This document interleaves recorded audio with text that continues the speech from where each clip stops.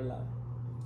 Hello, everybody. This is Luis Rodriguez, co-founder of Tia Chucha Centro Cultural and Bookstore, and we're very honored here to present a very important presentation that we're calling Poets, Rememories, Community, and Saints. We have two and very important Chicano writers and scholars that we're honored to have here. And so I want to just say, first of all, if you love what we're doing, please donate if you can. We're at diachucha.org/donate. Please give us money whenever you can, because this is what keeps things going. We've got a beautiful space and we have a lot of events. I mean, I would say a couple hundred events a year that we do. And this is one of them where we present important writers. The importance of this is, of course, the dialogue and the poetry reading is going to be poetry. And I want to introduce the people that are going to be a part of this, starting with Alejandro Morales, who's here on my right.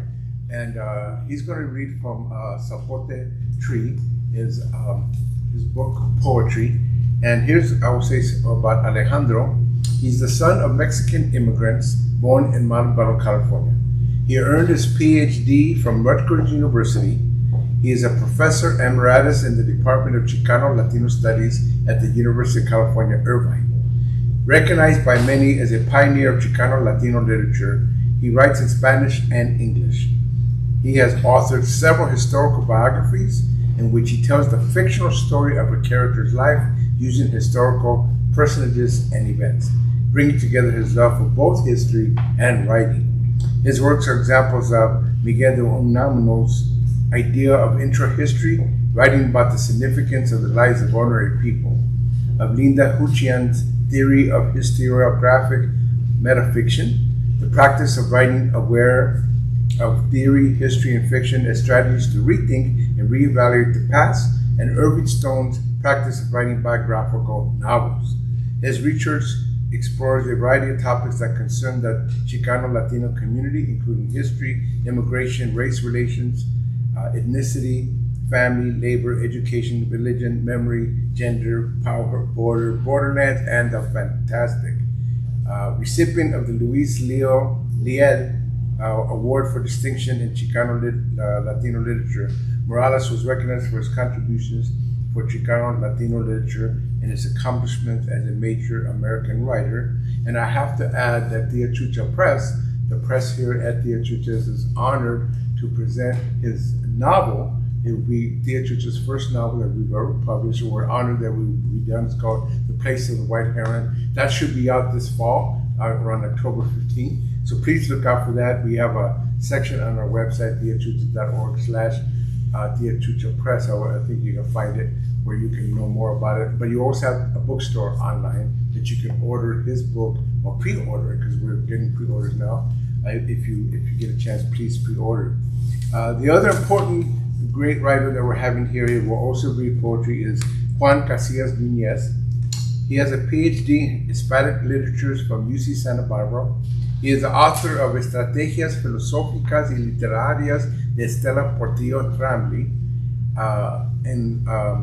with Francisco A. Nomeli. He co-edited Chicano Sketches, short stories by Mario Suarez. His creative writing has been published in the following literary journals: Ventana Abierta, Enclave, Camino Real, and Sibila, among others. He is a professor of Spanish at Santa Barbara City College, where he teaches language, culture, and literature courses. And just so you know, after the reading, each will have time to read their poetry. Then me and Margarita Lopez will sit right next to them, and we're going to have a conversation, a dialogue between us four. So I want to introduce Margarita. She is a retired professor of literature and social linguistics. She has presented and published nationally and internationally on Mexican, Chicanx, and border literature and film, as well as creative writing. One of her greatest rewards as a professor has been working with students and the community in literary creative expression and writing. Currently, she is co-authoring the Spanish-English poetry anthology titled Sisters, which includes women authors from diverse ethnic and linguistic backgrounds from the United States, Latin America, and Spain. So without further ado, let me introduce now the poets Alejandro Morales and Juan Casillas Nunez. Thank you.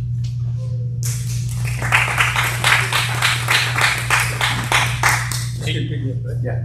And if not, do you want to use this? No, I'll be picking that up.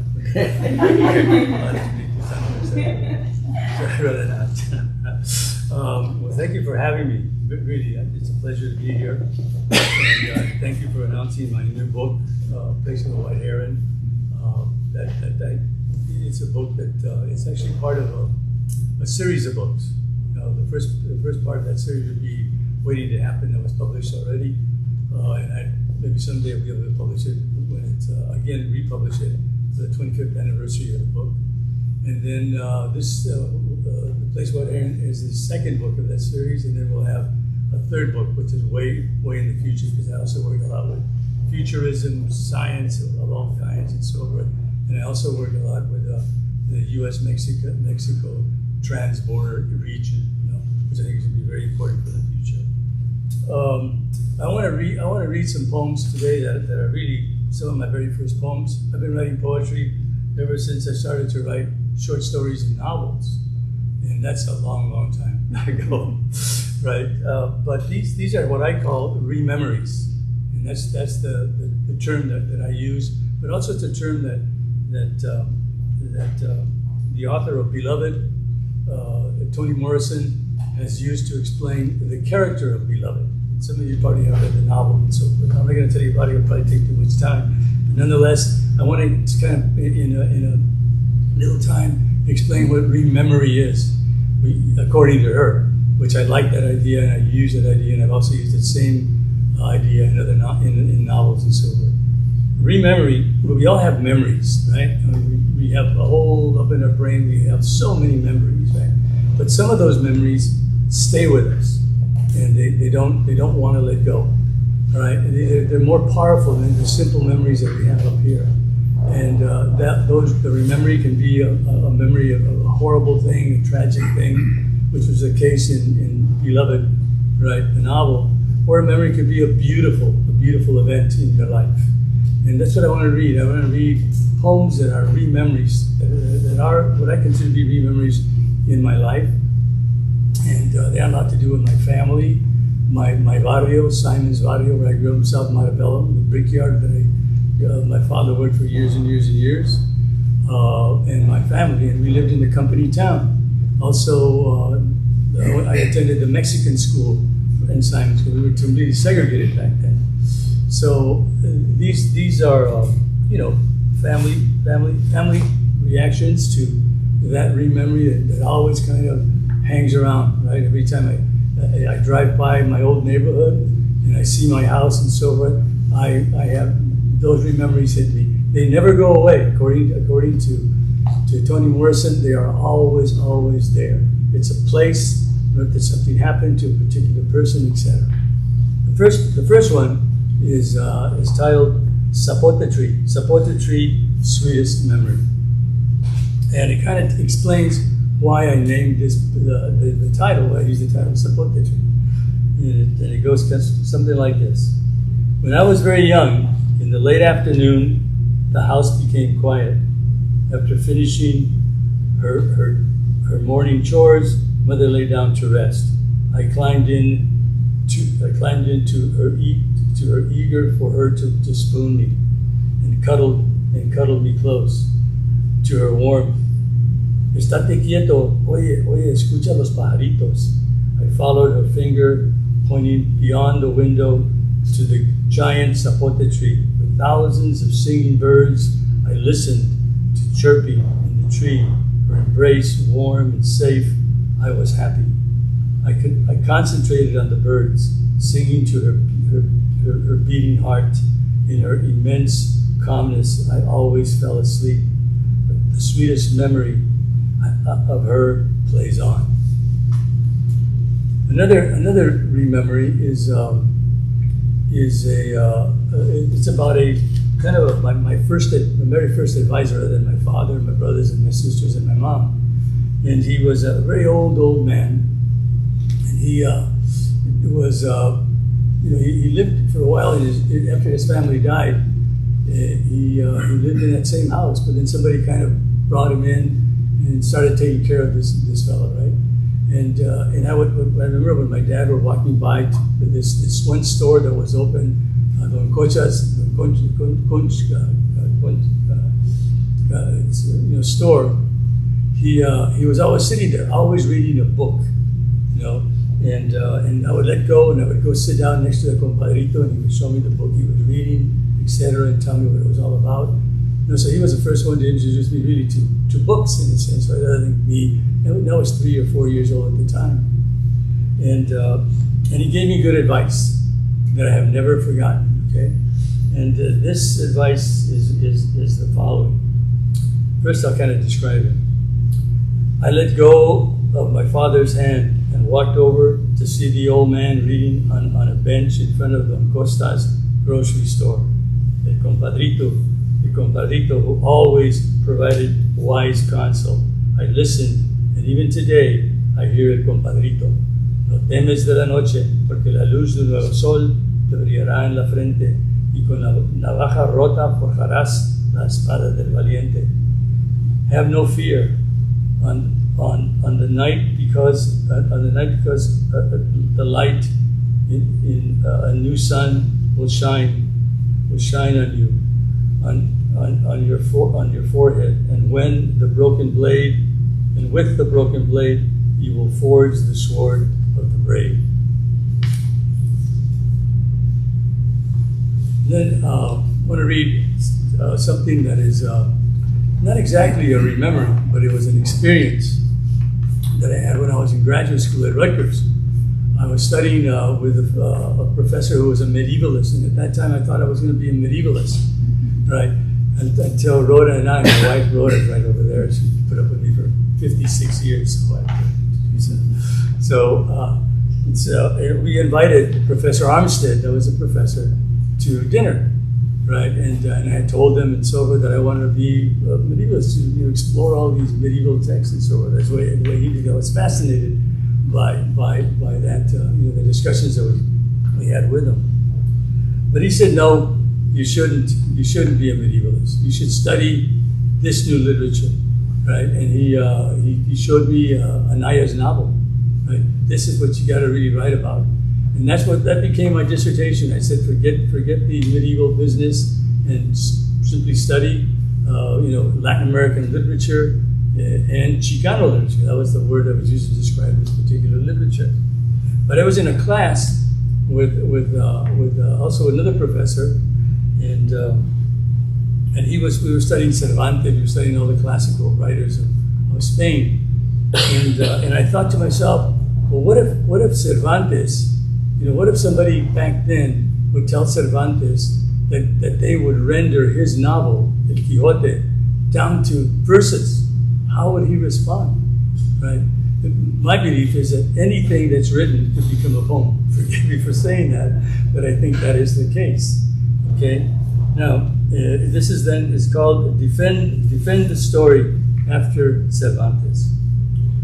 On a sacred mountain at the precise holy center where my flesh joined the asymptote, an apparition approached to champion a story. My life, a massive novel, for centuries bound in tight leather wrappings, the narrative episodes of my life, gifts to you who dare shred to verses the sentences of my human toil, villains, apocryphal scholars, you who know so much, once again attempt to recount human existence, to please yourselves, to gain the right of ignorant nobles. I garner rich blessings from prelates of the Holy Church. You assert that a life like mine could be rendered in verse to be epic, you claim. Sentences in poetic form are to support the measures of my days. The specter unsheathed a sword, swung it defiantly, and vanished into time. Now I'm going to read another particular poem that is kind of a rememory to me, because the person in this poem, and this is based on a person that we know, and we've been related to her family for many, many, many, many, actually generations of people who have worked with us and so forth. And this poem is called Frida, and most of you know who Frida Kahlo is, right? But this case is a little bit different kind of Frida. So Frida, you can worship Frida, put her on a pedestal, dress like her, tattoo her on your body. I idolize nobody.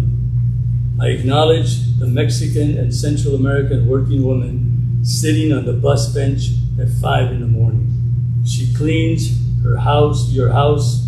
She mends your expensive department store clothes. She takes care of your child or your parents.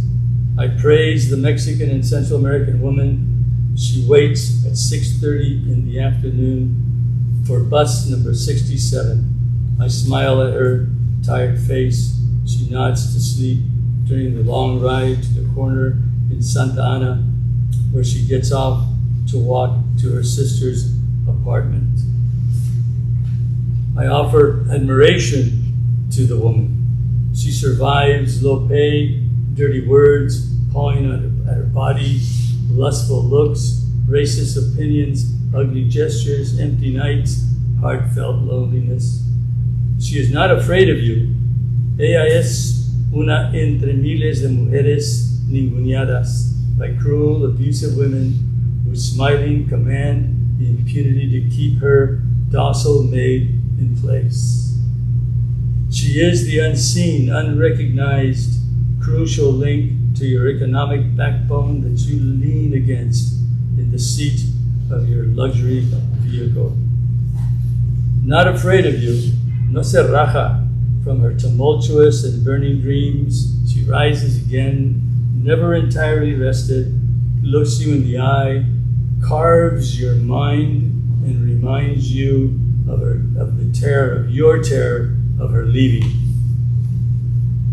So, now I also want to read a little bit about my mom. You know, and these are things that actually happened. These are again the whole idea of when you drive by this particular restaurant, that event, that my experiences with her at this particular restaurant is always there, and it always wakes up, right? And Mexicano, et cetera, et cetera. My mom came about 1912, right? And same thing happened with her. Her and her family crossed the border, and they got a green card right away. So they were legal in the United States, but my dad never got a passport. So, and nor did my mother, right? No. And this is called Mother Lost Her Green Card. She is 89 years old, has been in the United States since 1912. I sent a letter to Immigration Services explaining the situation. Mother lost her green card, but the INS never responded. I worried that the INS would question her request for a new MICA, require her to return to Mexico to reapply for entry to the United States, a trip she wouldn't survive. I dreaded to think that ICE could send its home invader team, handcuff this fragile woman, take her to the border and on to Guanajuato. Even at work, breaking down, repairing, and reassembling diesel engines, I worried about her. Thank God it never happened. It took over a year from the day she joined Father and Rose Hills for me to take flowers to my parents' gravesite. Almost 2 years after Mother's passing, I received a form from Immigration Services declaring that Mother was not eligible. The reason why? For a United States, she wasn't eligible for a United States green card. I moved down the form to the section labeled reason. And the reason was the applicant is a citizen. How and when did she ever get a green card? She never spoke about going to meetings and so forth, right? But she had a gang. She had a gang of women, friends, dear friends, that they would go everywhere, right? They'd go to parties or other people to eat, other people's places to eat and so forth. And she one day said, no, I'm taking classes now. But I had no idea what classes they were. I never thought they were going to be immigration classes, right? And that's the truth, right? She went to these classes, and they all got dressed one day, and I was there. I used to visit her after my dad died. I would go probably at least once a week or once every 2 weeks, but I was up there, right? And she's all dressed up, and then here come the ladies and to pick her up, and they went, right? And that's how she got the green card. She went, and that was the day she went to for the test. And you raise your hand there, et cetera, et cetera. Some mother got a green card. She died a citizen of the United States. All right, a few more little poems. You raise your hand if I'm going too long.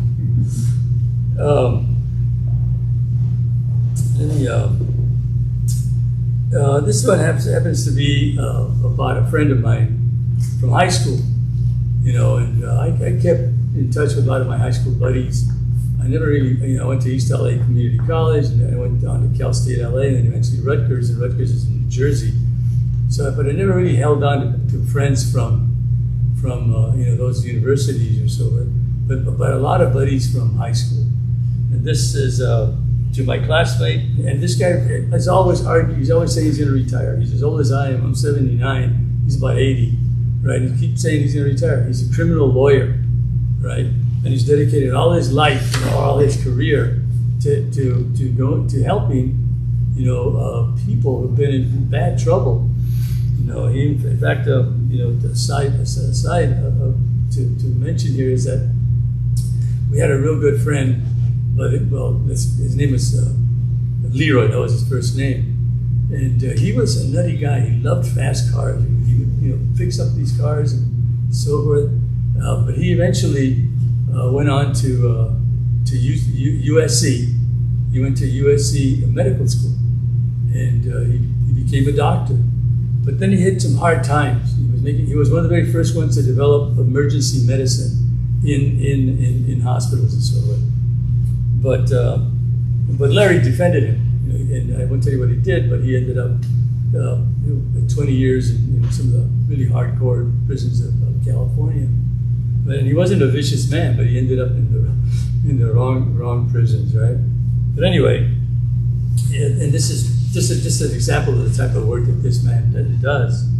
To my classmate, Larry, on the reality of it all. For Larry Forbes, Esquire.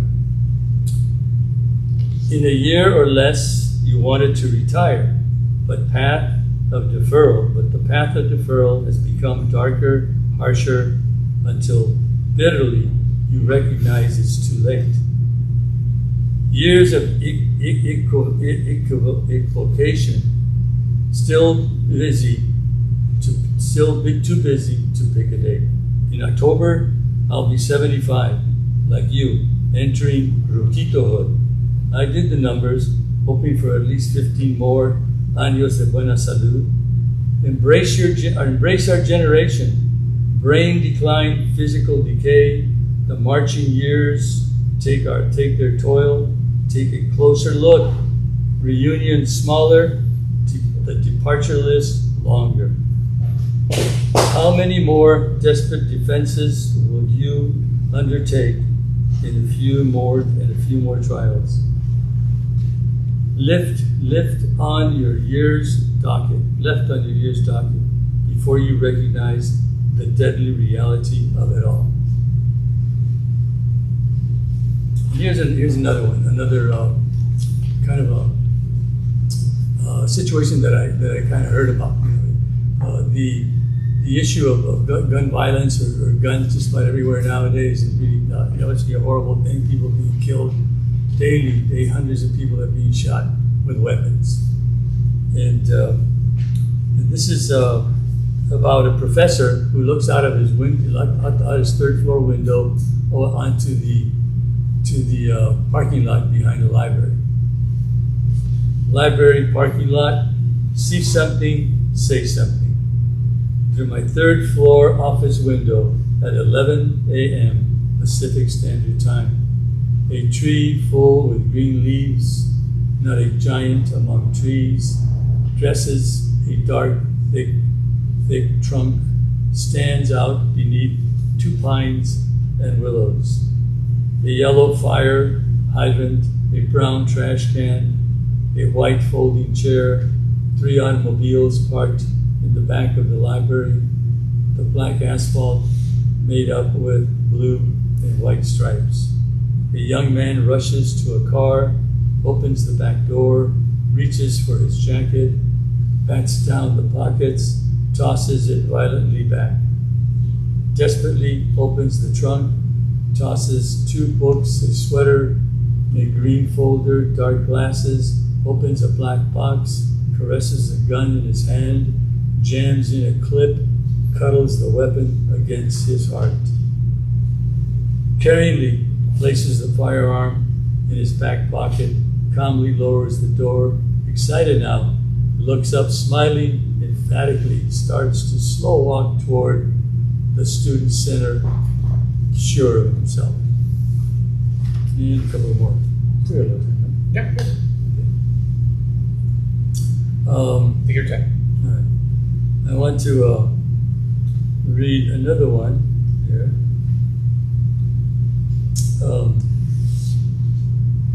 It's called La Penca's Monologue. And this is a story, or this is I believe all poetry tells a story. This is a story of a character. Let me tell you a story real quick. A kid I grew up with developed a condition, physical condition, that was, and it's actually a condition that is still in existence, but he developed like tumors all over his body, tumors all over his body and so on. And they tried to treat him, but it didn't help. And later on, he got him in his face, and the kids jumping on a bus in Simons. At this time, we were already segregated into Montevallo Unified School District, and we jump on the bus. And so there were a couple of guys who were really kind of aggressive people, and they would look at him, and they would tease him, and he had these things again, kind of poking out here and there and so on. And one guy yelled at him and says, "Hey, cara de nopal," they called him. And he said, "Penca." And they started calling him Penca because of his face and these things that came out of his body. Well, he went on to become a painter. And he went to Stanford, and he graduated into their art programs and so on. And his woman came to see the artist showing their an exhibit showing at Stanford, showing their paintings, and this woman really liked the La Penca, if you could call it that. They liked that art, and so what they did is they took what she did is talk to him and say, "Look, you're graduating, right? I want to set you up." This woman was a wealthy woman. And she says, "I want to wake you up in Palo Alto, and I'm going to find a space where you can work, you can paint, you can hopefully, and also we'll have one space that has a second floor, so that's where you'll live, but you'll have, you will always show your paintings. You have a place to show your paintings, and I think they're going to sell." And that's exactly what happened. And then she had a daughter, right, a real pretty woman, and she had her help him out by taking care of the store, taking care of the books, et cetera, et cetera. One night, he comes home and he sees her, embraced by one of the football players. That was actually her boyfriend. She kissed him and so forth. And he really felt horrible because he liked that woman also. He went upstairs. She said, "I'm going to lock up." He went upstairs, and and also what he did was he made beautiful paintings, very, very much original paintings, right? But very alike the traditional painting of the Virgen de Guadalupe. So he was so mad that he drank some booze and so forth, and he became, really quite angry, and he started taking the images of the Virgen and ripping them up and throwing them on the floor, and he threw paint all over them. And finally, he passed out, and he landed on all these paintings on the weekend with all that paint. The next morning, he gets up and goes to the bathroom, cleans himself up, right, and looks down, and he sees this one painting of the Virgin completely covered with all sorts of colors. All sorts of colors. And he says, my God, this is pretty interesting. So he waited, it was all oil, so it was okay. And then by then he heard his helper, the girl, to come open the door and open the store. He went downstairs, he shows the painting, right, to her and says, oh, that's magnificent, my goodness. Let's put it up, even if it's a little wet, let's put it up and put a price tag on it. And we said, what am I going to sell it for? Put $500 on it. And sure enough, several people walked by and the painting sold. So he started from that point on, right? He started with his body, with all these horrible thorns on his body, he was stripped naked. So, he had painted more images of the Virgin in natural state, right? And then he would fall on top of her and just all over, create these magnificent paintings that became very, very, very expensive. And he sold them, right? And by that time, he got a MacArthur Fellowship. Now, about a year later, right, there's these people coming and going to his studio, and they're complaining. They're calling you desecrated the Virgin, you did this, or they're calling him all sorts of names. They were infuriated for what he had been doing all this time, because they scraped the oil, and underneath there was the image of Guadalupe. And this is him being interviewed by Barbara Wawa. What was her name again? Barbara Walters on television. And so she became a famous fellow, right? Made a lot of money, and so La Pencas Manila. The thousands out there protesting my gallery, condemning my paintings, see me as a desecrator of all that is holy, a manifestation of the devil, a disfigured monster. The bony tumors on my head, face, and body repulse you. They only know me as the grotesque artist who uses his naked body with 1,000 blunt thorns to paint over images of La Virgen de Guadalupe. Images of a liberated virgin who loves me as I love God's creation. Blessed I will not stop covering, painting her with my body. I paint because my loved one commands it. She is my goddess, my salvation. I must fulfill her desires. I have dedicated my life, my art to La Virgen de Guadalupe. No one can ban this sacred relationship. Nobody can take her gift away from me. I love her. She is unconditional love. Thanks.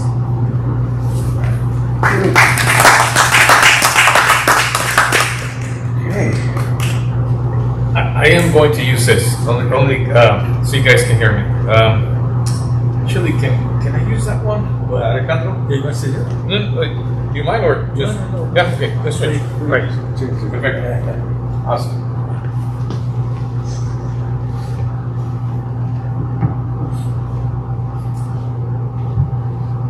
This way I don't have to hold it. If I'm too loud, just let me know and I'll stay away from it or something. But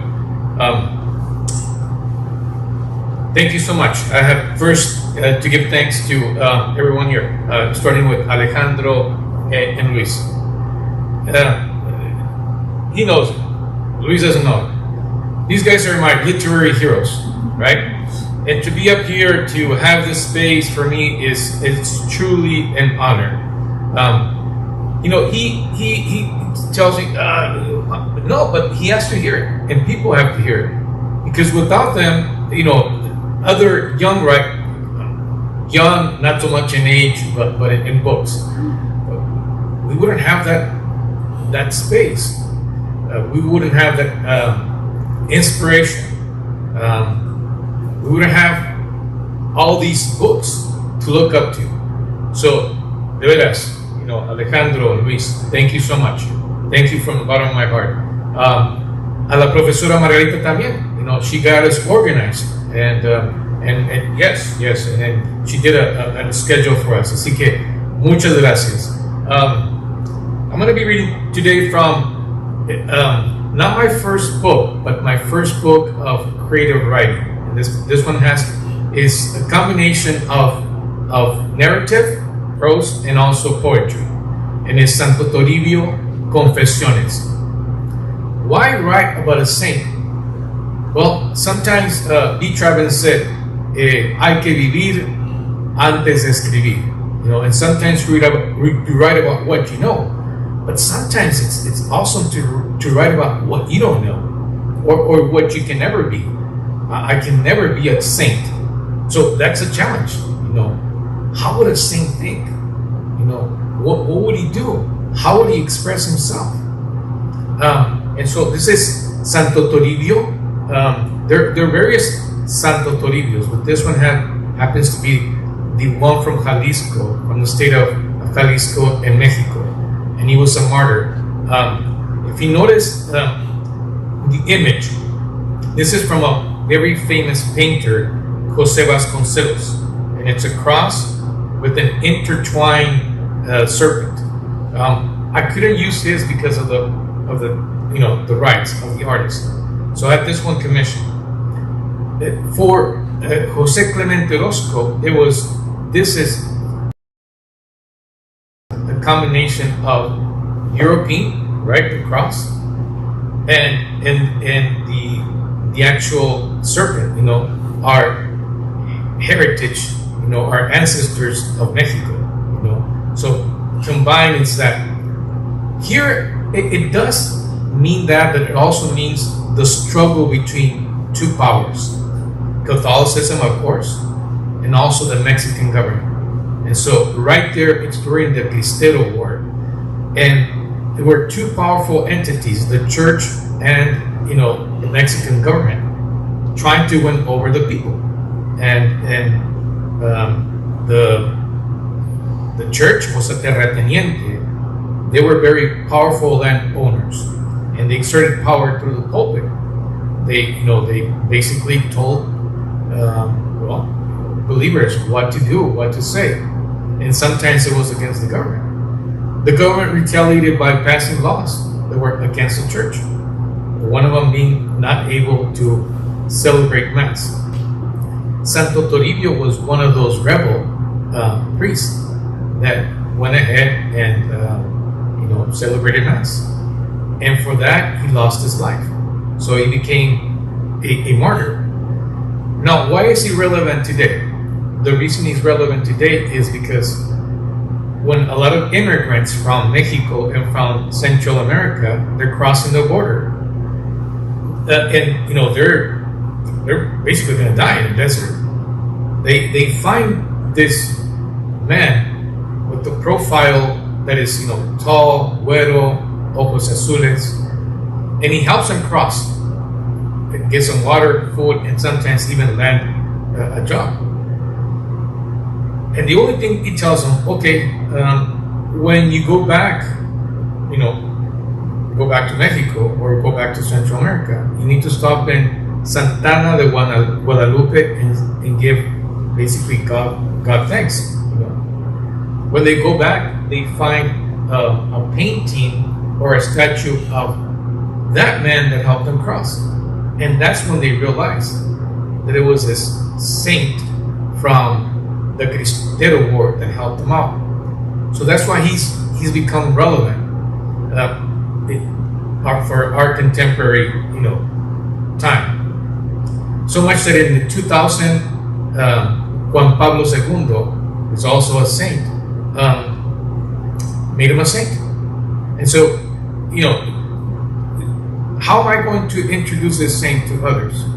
At first I thought, okay, I'm going to write a historical introduction. I go, that's too boring. So the one who introduces this saint is a dreamer, and documented student introduces him. And this is what I'm going to read. So the first part is narrative, and then So I contextualize it because I actually write in, well, at least this one is in Spanish, but at least you know what I'm reading about. So, ¿estarías dispuesto a dejarlo todo por amor? ¿A salir de la comunidad de tu hogar y enfrentar los peligros de la guerra? En concreto, ¿a dar tu vida por lo que crees? Eso es exactamente lo que hizo Santo Toribio por amor a Dios. Entregó su vida a sus prójimos y se convirtió en mártir y santo de la Iglesia Católica. Sin embargo, estas no fueron las preguntas que me hice cuando supe quién era mi mamá. A ella no le gusta que le diga madre. Dice que esta palabra es demasiado fría y seca. Lo introdujo en mi vida y yo lo pasé por alto, lo desprecié. Vivía en una residencia estudiantil cerca de la universidad. Visitaba a mi familia cada mes. Cuando partía de mi casa a la universidad, mi mamá insistía en darme la bendición, the blessing. No sé si era que mis convicciones habían cambiado por la influencia de mis estudios o porque me sentía restringido por los mandamientos de la Iglesia Católica para hacer lo que quería. Lo cierto es que dejé de ir a misa y hasta de rezar. Por amor y respeto, aunque mi mamá sabía exactamente lo que estaba pasando, le seguía la corriente en este ritual que significaba mucho para ella. Mi mamá se sentaba en una silla y yo me ponía de rodillas enfrente de ella, hacía una serie de rezos y terminaba con alma de Cristo. Tengo que admitir que esta oración siempre, incluso en mis periodos de ateo, me hacía sentir una paz y serenidad que hasta hoy en día no puedo comprender ni explicar. Pero esa vez, después del alma de Cristo, finalizó con una oración. Santo Toribio, patrón de los inmigrantes e indocumentados, por favor intercede ante mi Señor Jesucristo por mi hijo Nati, para que termine sus estudios, logre una carrera y se quede en este país, y después me persignó. So that's how I introduce it, with the blessing of a mother and a prayer of a mother. But then I switch it, a little bit in prose. This is Nati, right? This is I don't even figure in this poetry. So this is the dreamer. This is him speaking now. Me puse de pie y le dije con sarcasmo, ¿ya se inventó otro santo la Iglesia Católica? Ella me contestó muy enojada, ¿ya se te olvidó que somos indocumentados, que por milagro de Dios estás en la universidad? Mijito, no cabe duda que para pendejo no se estudia. Te vas a la universidad para aprender, pero se te está olvidando lo más importante, Dios. Quería gritarle, no es un milagro de Dios. Me aceptaron en la universidad, de hecho becado, debido a mi rendimiento académico y el activismo de muchas personas que luchan por tantos dreamers como yo. Pero me tragué mis palabras. Mi mamá era la persona que más se sacrificó para que yo pudiera estudiar, trabajando, mejor dicho, partiéndose el alma, de sol a sol en los campos agrícolas de California. No me sentía mal por lo que había dicho. Después de todo, ella misma me enseñó a defender mis creencias, sino porque la había lastimado. And of course, I'm going to skip a lot. But, para terminar esto de la introducción, me voy a unas cuantas páginas.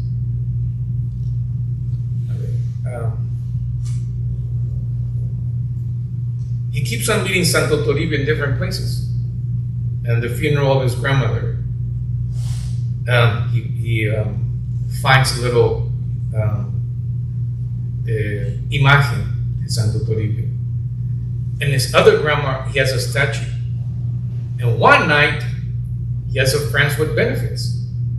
And he's going to, he thinks he's going to get some action, right? But there's a little stamp also of Santo Toribio. And the girl says, I can't do it. Why? I can't do it. Look, his blue eyes are looking at me. I can't perform. So he starts to hate Santo Toribio because he starts to find him everywhere, right?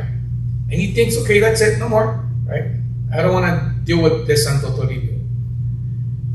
But here's the last encounter.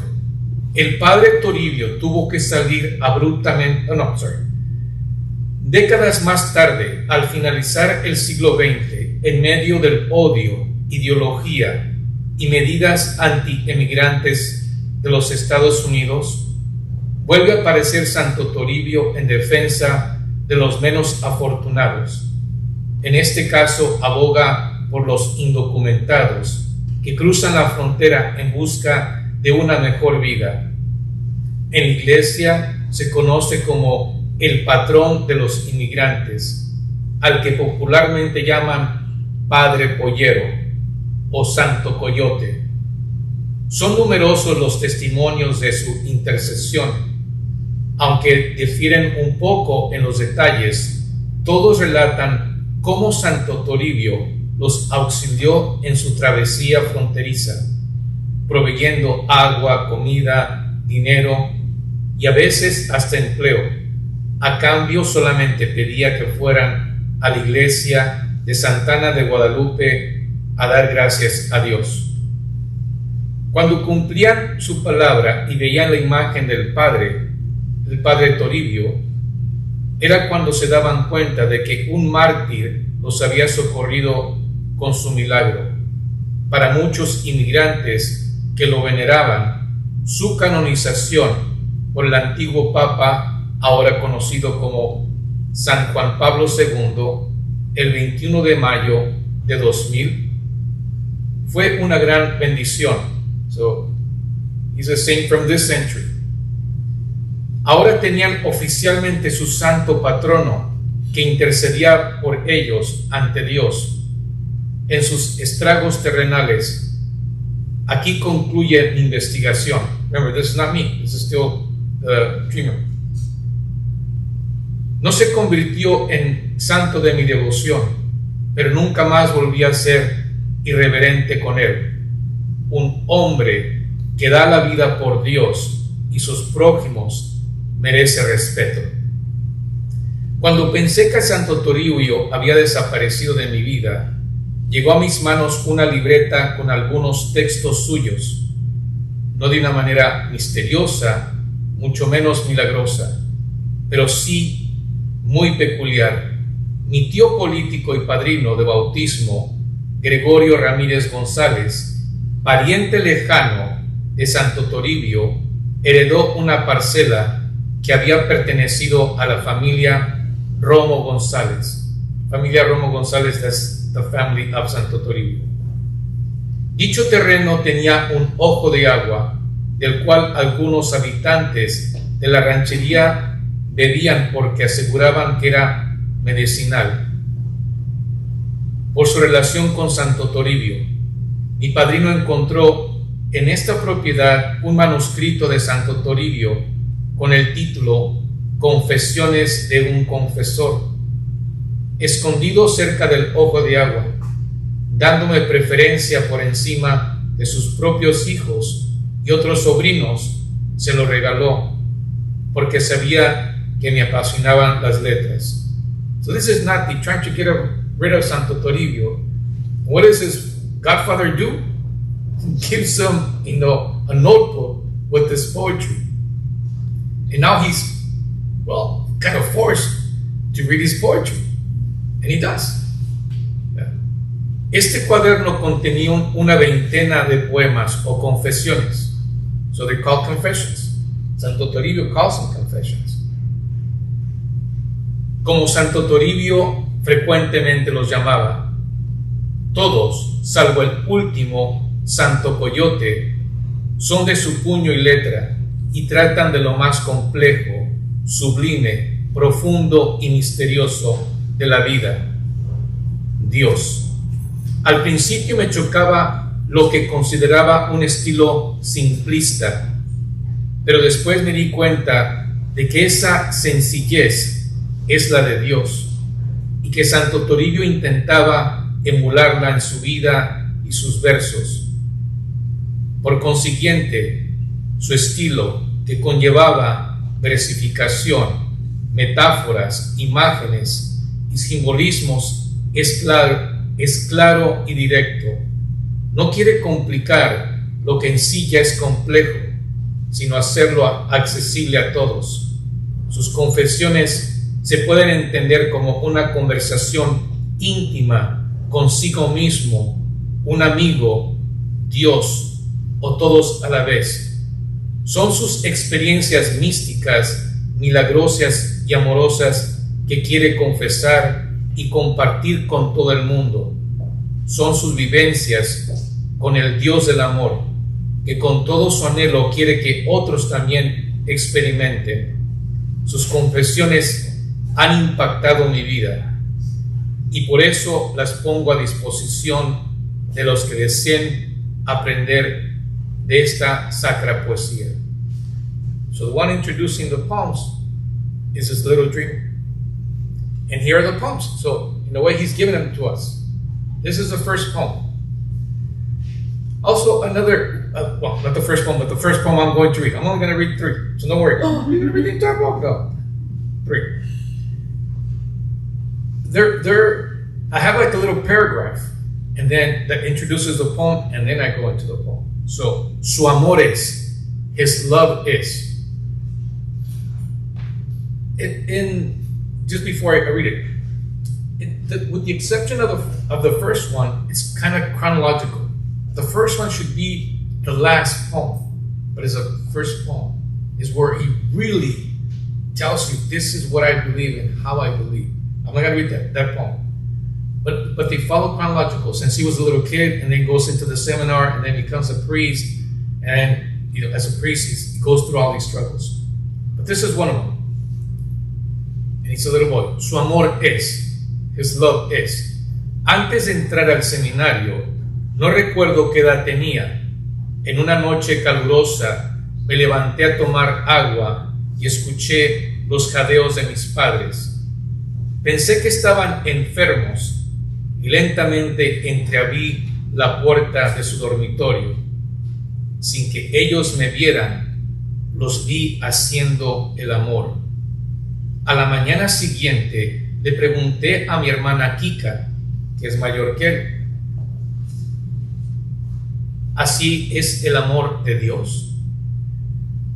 Entonces, because the book is titled Santo Toribio Confesiones, they're not only his confessions of the saint, but confessions of other people that are around him. And this is one of the first confessions. Así es el amor de Dios. And this is Kika's response to him. Ella contestó. Remember, for him, he's a little inquisitive boy. He's asking himself a lot of these questions. And so he loves his parents. They're making love, right? They're making this noise. That's the love of God. No. The sister says, no.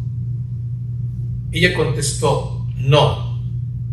Su amor es santo, puro, humilde, dulce, repleto de bondad, sabiduría, paciencia, eternamente persistente, amable, embriagante, indestructible, es poder y debilidad que se tiene que vivir. That's the first poem. So, el amor es. When he says he's a saint, and people come to confess him, to confess to him. In this particular case, it's a prostitute. I don't say a prostitute here, but I make it obvious with the language. And then she stops coming to confession. And then eventually she comes back. But instead of confessing, like, she can't. She's so emotional, she can't say anything. She brings her confession in writing. And that's another poem. So, a Dios le gusta mi alma. So, God likes my soul. Por un tiempo, una mujer venía a confesarse conmigo todos los jueves. El pueblo no dudaba de mí, pero algunos santurrones cuestionaban las intenciones de ella. Era indudablemente bella. Su peinado, maquillaje y ropa delataban cuál era su profesión. Siempre confesaba los mismos pecados y yo le daba la absolución, pero me sentía mal porque no sabía cómo ayudarla a salir de esa vida. Más por desesperación que iluminación le regalé unas oraciones de Santa Teresa del Niño Jesús. La mujer dejó de confesarse por un tiempo y cuando regresó no podía hablar de la emoción y a manera de confesión me dio los siguientes renglones. And this is her confession, right, in the form of a poem. A Dios le gusta mi alma. No comprendo por qué, pues yo soy una mera basura, una vil porquería. Mi espíritu era como la letrina de un burdel que estaba embarrado de mierda y vómito por doquier. Pero a Dios le gusta, a Dios le importa mi alma. Yo le decía, mi Señor, por favor no entres. Mira que te vas a ensuciar. Pero no pude resistir su seducción divina y le abrí las puertas.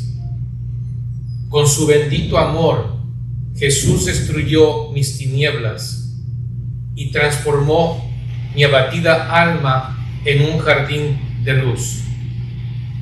Machacó mis pecados y los mezcló con su sangre y misericordia. Con este bálsamo lazarino abonó la tierra estéril de mi ser. Con su dedo pulgar, remember the Bible is writing with his dedo, so here he's also doing that. Con su dedo pulgar hizo los surcos y con su palabra brotaron las plantas. La regaba con el vaho de su espíritu, que dio vida a un mar de flores, con la dulce fragancia de la paz. Cuando pensaba que había germinado toda la flora en mi oasis, Jesús sacó de su corazón una semilla de amor. So literally, Jesus takes out a seed of love from his heart. La plantó en el centro de mi Edén. What's her Edén? Her soul, right? That's the new garden. La plantó en el centro de mi Edén. Después sopló sobre ella y nació la flor más hermosa que mis ojos jamás han visto. Cuando la cortó estaba a punto de gritarle, Rabuni, ¿qué haces? Extendió su mano y me la obsequió diciendo, una flor para una flor. Dios ama mi alma. A flower for a flower. So, ese es el segundo. No, wait, just one more. Right? Miren, ese es más cortito. Aquí sí es, ahora sí es Santo Toribio. Allí habló Santo Toribio como, bueno, no, habló Kika en el primer poema, su hermana mayor. En el segundo poema habla una prostituta. ni le puse nombre. Podría ser cualquier prostituta. Aquí es un poema, pero es como una reflexión que es para él mismo, pero para todos nosotros. Eres un poema de Dios. You are a poem of God. Entonces, pero aquí está también como siendo como teólogo Santo Toribio, because he's reading the Genesis differently. No lo está leyendo literalmente. Dice, muchos leen el libro del Génesis literalmente. Creen que Dios creó el mundo en 7 días. Para mí, esta revelación no es una verdad empírica, empirical or scientific, sino teológica, que refleja su magnificencia y poder creador de una manera poética. En este caso, Dios es un poeta y nosotros sus poemas terrenales. So that's it. For here it's kind of weird. For here comes a reflection, and now here comes a poem. Remember, this is for cada uno de nosotros. Eres inspiración divina de Dios, aliento bendito que sale de su boca, su poema ambulante en la tierra. No busques la aprobación de nadie, pues el Rey del universo te acepta tal y como eres. No tienes que intentar ser, porque ya eres su hermosa creación de amor. No dejes que el miedo te encadene. Baja los muros de tu orgullo. Vístete con la toga de la humildad. Deja que Jesús te lave los pies y se deleite en ti. Así podrás decir, yo creación, adoro a mi Creador. Nada o nadie, ni yo mismo, puede separarme de ti. Que mis versos resplandezcan la vida a los demás. Mi rima armonice su cuerpo, mente y alma. Y mis metáforas revelen la cara de Jesucristo. Atrévete a decirle a Dios Padre, con tu arte me enseñaste a amarte. Soy un poema de Dios. Thank you so much. Muchísimas gracias. Thank you. Okay, so me and Margarita will be sitting here next to, I hope can this show all everything, Brian? Everything shows here? Yeah. Let me kind of twist this one. Then, I'm gonna go ahead and use this. You can use that. And we're here for a few minutes before we open it to the people here. Just talk and about what we just heard. But I'm gonna turn it really over to Margarita because she actually has some really good questions.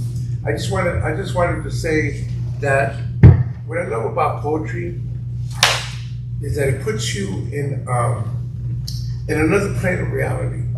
And because language can do that. Language can be very real and direct and factual, and you're in the fact. Poetry takes you to dimensions. And I get that when I hear both of them. The dimensions of either imagination or dimensions of what the moment represents. Like for example, when Alejandro's giving these poems about things he sees, people he knows, and he's telling their stories. And description, he puts you in their world. And poems do that. And then when Juan's talking about the santo and the connection with the people, what I really love the way that it ends up being is, in fact, we are all poems. That's a very beautiful concept. So I just wanted to say that, how beautiful and powerful poetry is. It takes you to another place. You're kind of suspended in another world, and then you're back in the real world. So I'm gonna let Margarita ask the question she had. I'll interject if I need to, but it'd be really good more to hear from our two authors here. Okay? Sorry. There you go. Thank you, Luis. Actually, the questions that I have somehow along the reading and commentary have been explained or answered. So there are a couple that I want to focus more on because it relates to them being poets and also the languages, the different languages that they use. So I'll focus on those two, and I'm sure you'll have questions on that. Regarding poets, we know the title of this event is Poets, Rememories, Community, and Saints. You spoke about saints, community, and the influence, and then Alejandro spoke about Rememories, right? I will ask that as poets and writers, or what some people consider as artistic, as activists, right? You create works that include multiple voices or reveal experiences, individual or shared within a community. Is there a voice in Zapote Tree or Santo Toribio you wish for to stand out because you identified with much more than other voices? And why? How or why? Thanks for the question. There's another poem that I didn't read that deals with, is this on? Yeah. With Native American people. It's titled is Matanzas Creek. And where I found this poem, and these people, Rhoda and I were cruising the wineries up in, now I don't drink, I stopped drinking when I was 60 years old. But nonetheless, we were in the wineries, right? We were with friends, they did buy some wines. But anyway, Matanzas Creek is a poem that deals with Native American people in the creek, which was named after them, or this incident, Matanzas Creek. And what they're doing is butchering their prey, what they killed, and they have children running around there and so forth. And it's just a beautiful, beautiful scene, right? And then there's a footnote to the end of the poem. The poem is relatively short, that says that, in a couple of years from now, et cetera, they would be found doing this by invaders from the east or invaders from Europe, et cetera, and identify with those people, who are sitting there just minding their own business, enjoying their families, and butchering food for them to eat. And I think all of the characters I present in this collection are those people. You talk about community, and they're part of my community. And the other poems that deal with people who have really bad troubles and so forth, they're all part of my community.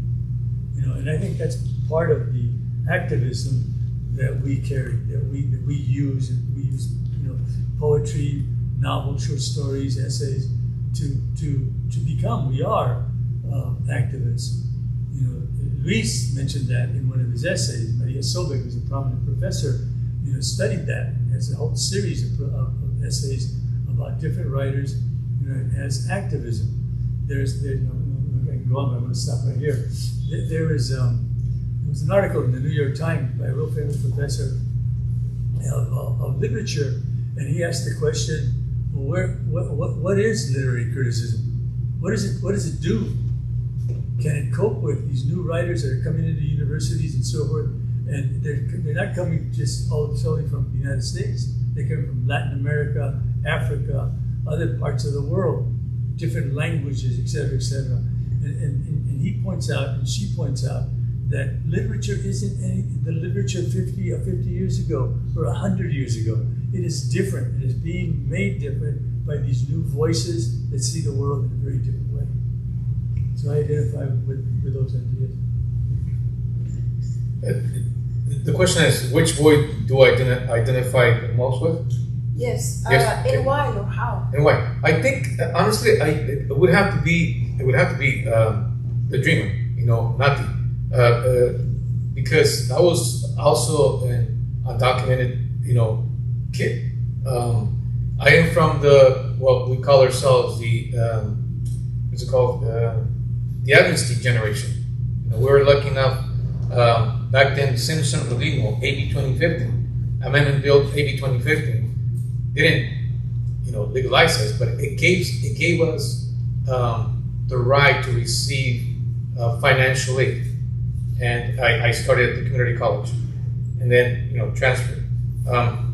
So is there a little of me and Nati? Definitely, because I agree with Alejandro. I personally believe that we are a body, a mind, and a soul, and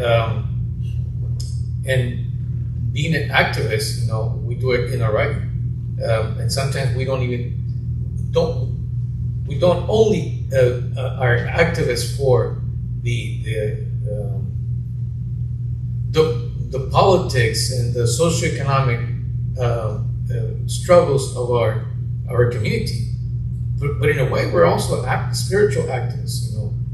Not trying to indoctrinate. This is the background is Catholicism, but it's a way, one way that this young kid, is a metaphor, soul searching. He's searching for something more than academics. Yes, it's important. What's going to give him, a steady income, but it's more than that, And so I identify with Nadi, with that voice, and there are other voices, Kika. There's another little boy that loses his mom, and he wants to be God. He wants to be God, and he wants his dad to die, so he can keep his mom alive. So there are other voices there, but the one I identify with the most would have to be nothing. Let me ask a question now, because the discussions today about artificial intelligence, and then there's the fear that artificial intelligence will overcome everything. It'll be more powerful than humans and all this kind of thing. But one of the things that I'm very much convinced is poetry is really the proof that artificial intelligence will never be able to be human. And I think what you just pointed out, what you've been kind of saying, we are concerned with things that artificial intelligence can't be concerned about, because we're not just the mind. We are sensory, right? We're what we smell. Our memories have smell and hearing and everything connected to it. But we have a spirit. The spirit takes on a whole different, another aspect of who we are. And so memories are something that are not just what data goes into a computer and you repeat data. Even if it's done artistically, it's not done like a human being. And I want to ask you guys, both of you, because I think in both your poetry, you're really touching on those areas about how to be human in a world that can be very cool, very impressive, and yet still hanging on to your humanity, your dignity, your spirit. Honestly, I think this is why in our age, poetry is even more important than ever. I honestly believe it. It doesn't, feed us in a sense. It doesn't give me an income. Some earnings. For many of us, it doesn't. But what it does, it honestly feeds our soul. There's might be a cliche, but it is true. Te amo con todo mi corazón. Te amo con toda mi alma. I love you with all my heart. I love you with all my soul. That expression, that poetic expression, is telling you it's more than hormones. It's more than chemistry. We know the chemistry of sex, but it's more than sex. There's a deeper connection between human beings, and we give it a label. We give it a word. We call it love. And it's body, it is mind, but it's also the soul. It is something that you can only feel as a human being. And artificial intelligence might be able to be intellectually or in a cognizant way, supersede us. But in the actual feelings, en lo que es el corazón y el alma, I don't think that can be reproduced.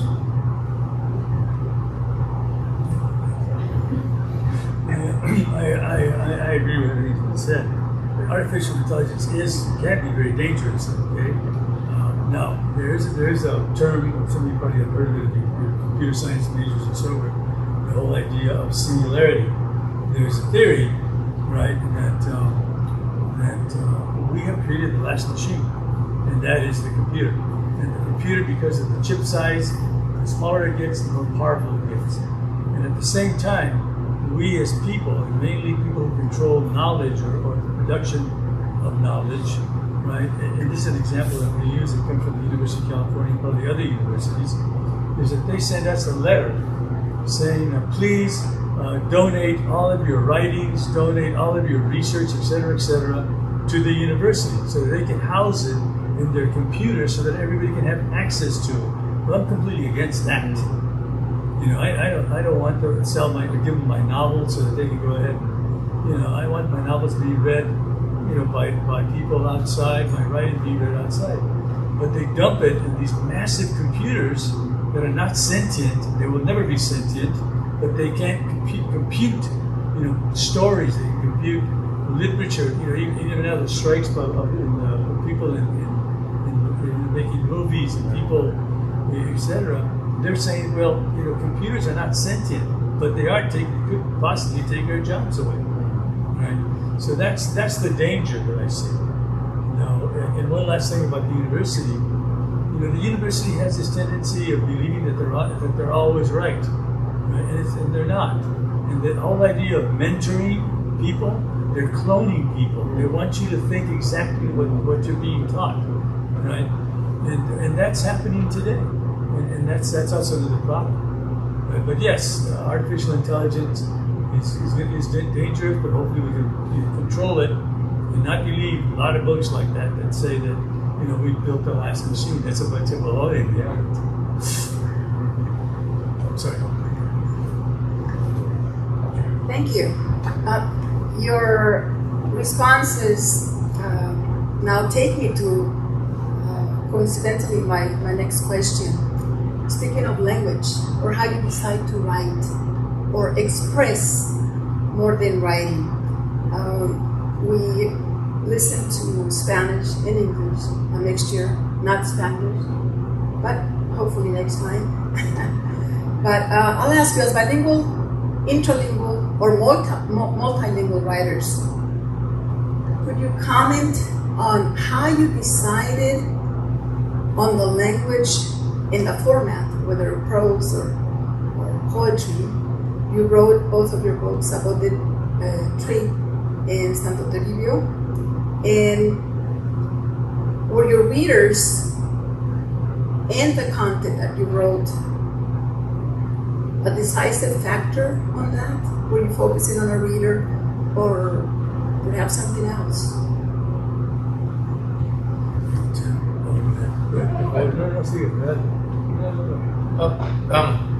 In this particular case, I think I start with an idea, you know, or with a person, or with an emotion, and then I let it grow. You know, I let it grow in my mind. I started with you know, this yeah, ¿por qué ser santo? You know, or I go, I can't be a saint. You know, I can't, but I can be artistically. I can go in his mind, vicariously live in his soul, in his mind, or at least imagine it, and then create from there. And since this saint is, you know, Mexicano, I mean, the natural thing would be for him to speak Spanish. And that is the reason I wrote it in Spanish. There's no other reason. You know, if the character would be bilingual, maybe I would do Spanish. I haven't ventured there's only one poem that I've written entirely in English, you know, highly political. Is this my president? Yes, it's about Trump. It's against Trump. Anyway, that's the only one that I've written in English because I thought it merited. So to me, the situation or the character tells me that this is the language or languages that you're going to use, whether I'm talking about language, English or Spanish, or even the words, you know, the words. Of course, here I had to make them sound like a priest. You know, I can't make him sound like a Vato Loco because, he's from the Cristero War, right? Now, if I'm going to the barrio and there's a priest, homeless industries. And I'm thinking, there's another priest that is helping out, the creator of homeless industries. Then maybe I'll make them bilingual and to be able to connect with kids from the barrio, speak like kids from the barrio. So to me, the situation and the character tells me what kind of language I will be using. I guess I can start with a crazy declaration, and that is the United States is a country that destroys foreign languages all the time. It's against foreign language. Right? It tries to kill them off, right? And it does that because I experienced that. It was when I went to the Vale Elementary School, that was the Mexican school for the Marvel Unified School District, right? I went to kindergarten. They had a teacher there that was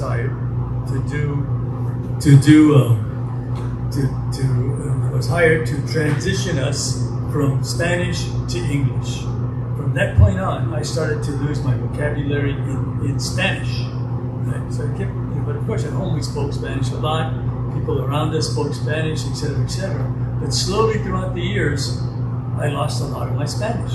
Okay, I do not consider myself bilingual. Many people think that I'm bilingual. I'm not. I think it's very difficult to be bilingual. Either you have to be raised many, many years in Mexico to learn and dominate Spanish, and then come to the United States and also, study here and learn, and you will learn Spanish and English as well.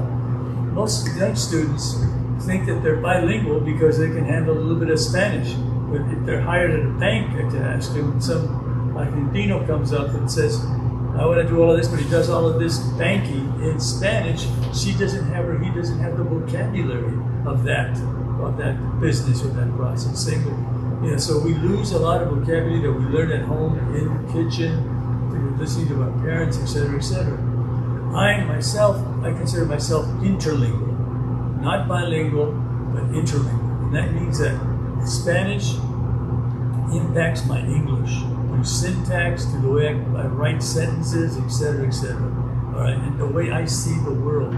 But I see the world through English, and I see it through Spanish. And I've written novels. My first 3 novels were all in Spanish, and they were published by Joaquin Ortiz in Mexico City. Right, so that's what I want to get across to young students. If you want to dominate Spanish, you got to really study it, travel in those countries, etc., etc., to be as proficient in Spanish as you are when you graduate the University of California in English. And so those are things that I think are really important.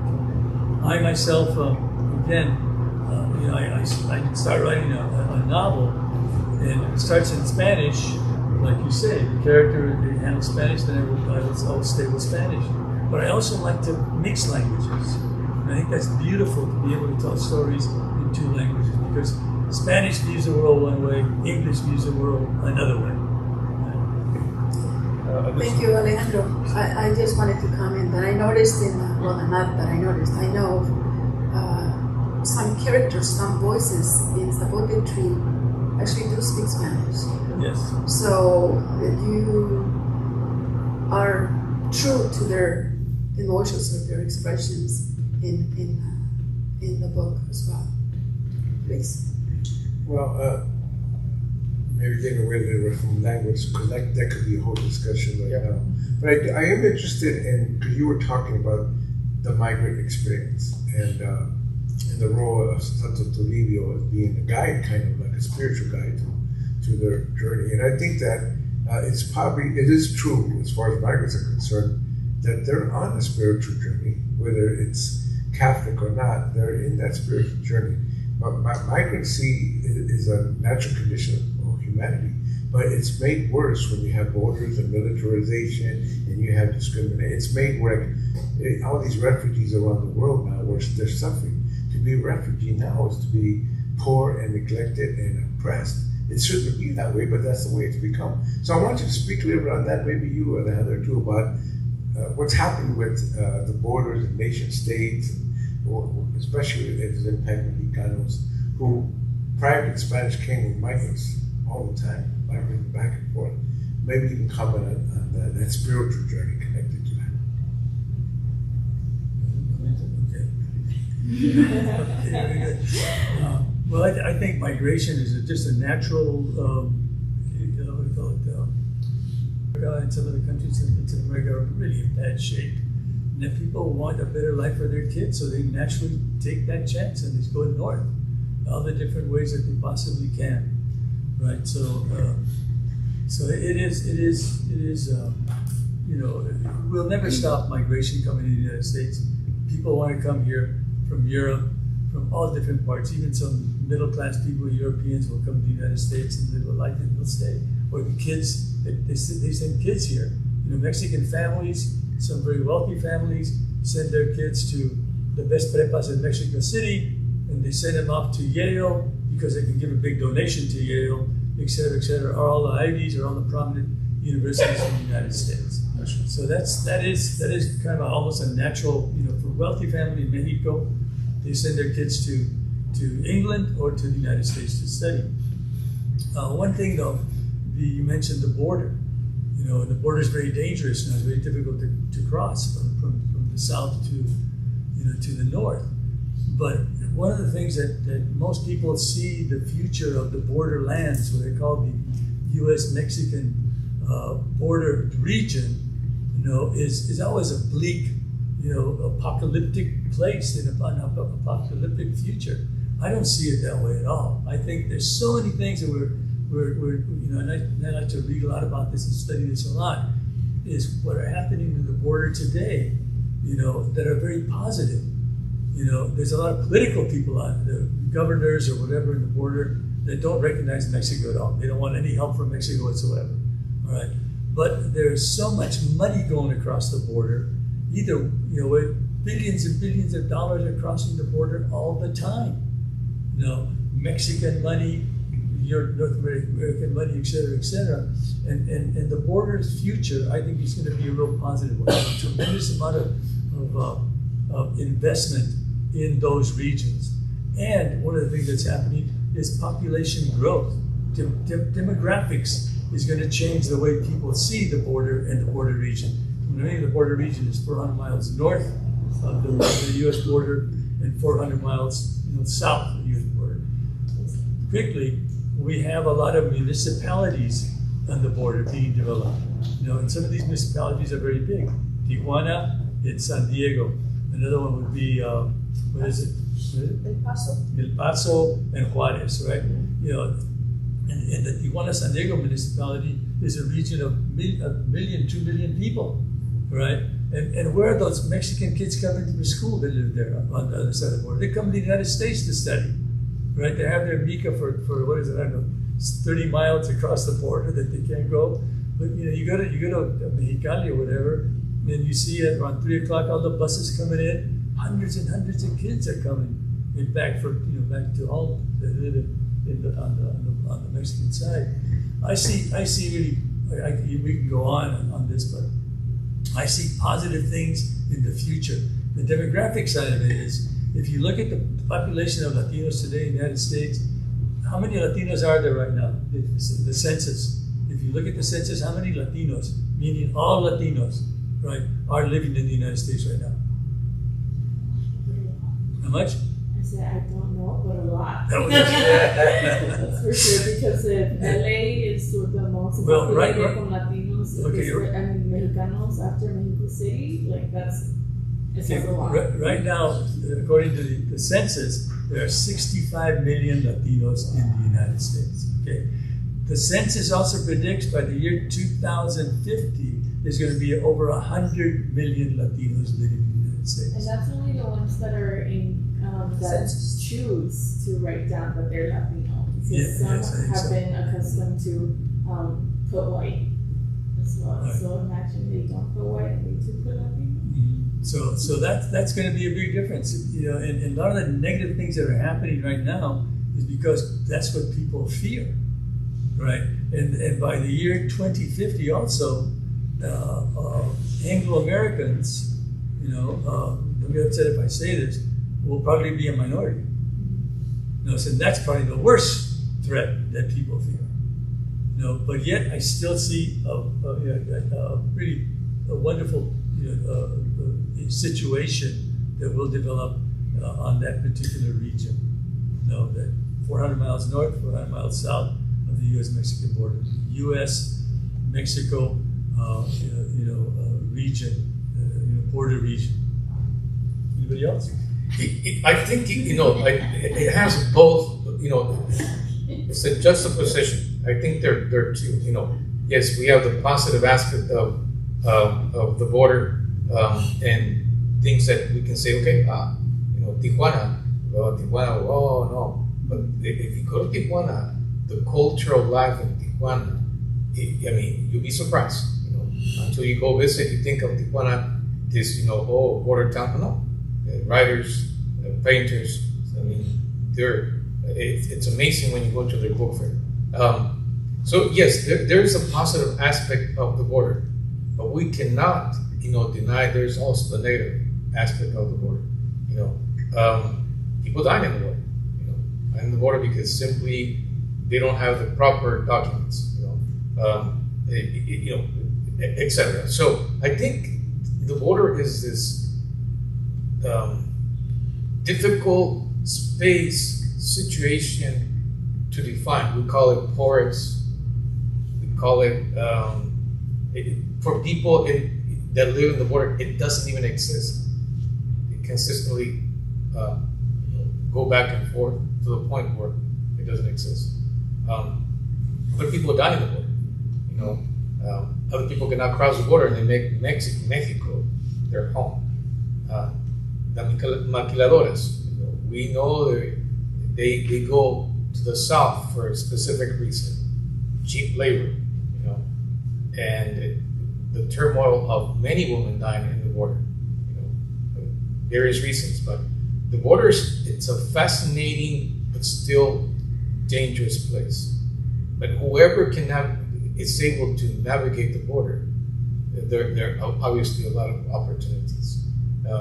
Alejandro mentioned the impact of numbers, even of the Spanish language. There are more Spanish speakers here in the US than in La Madre Patria. There are more Spanish speakers here than in España.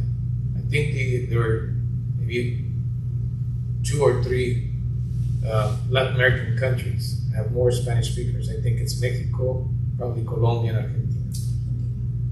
But in the future, I think if it goes that way, we're even going to surpass it.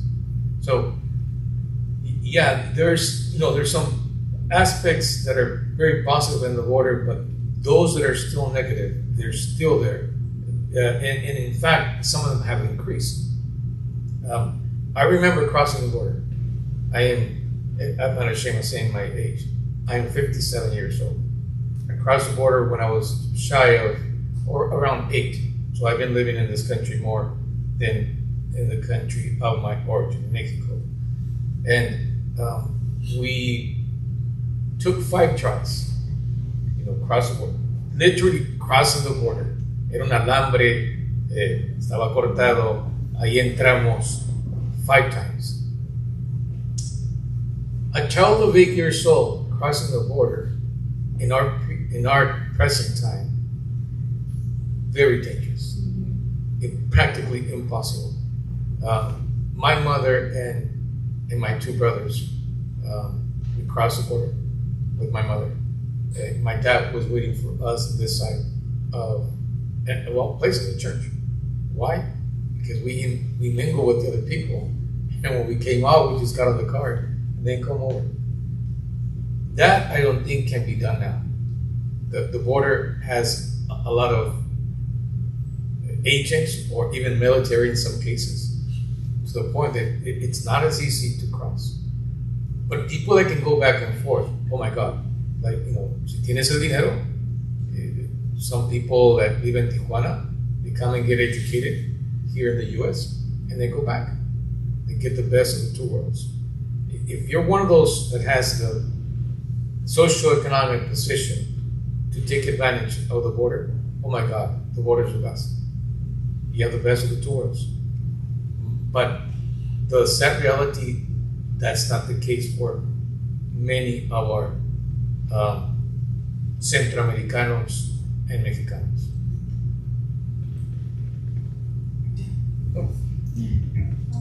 Just to add on your comments, you speak of the border and the migration north. There's also migration south. And I say it because of my age. Many people my age are retiring and going back, whether they're Anglo or Salvadorian, Mexican, and they choose to, and you say socioeconomic possibilities, they choose to live in that area that you mentioned, or even further south, Huatulco, Oaxaca, because they prefer to stay away from the political turmoil and everything else that a capitalist country brings. So there's also communities and beautiful places, of course, if there's that money. Yeah, but the possibilities of moving back, just you asked about a spiritual journey. That is part of the spiritual journey. Yes, you get educated, you work on the fields or anywhere else that you can until you become who you want to be, hopefully, and then you're settled, and then you think of the other part of the spiritual journey. And many people are doing that as well. And I just remember my neighbors doing that. She was going to have her birthday party over the weekend. Said, no, I'm moving back to not Huatulco, but El Salvador. Come and visit me. Okay, I will. So there's that other migration that is very common nowadays. I can add to that. One of the population of the United States that's going south for medical reasons is our older folks, like me at 79. They're going to, what do you call it, casas de tercer vida, right. But they're really nice places. They're not just, they're very, very nice, and that's what's growing. Because the healthcare here is crazy.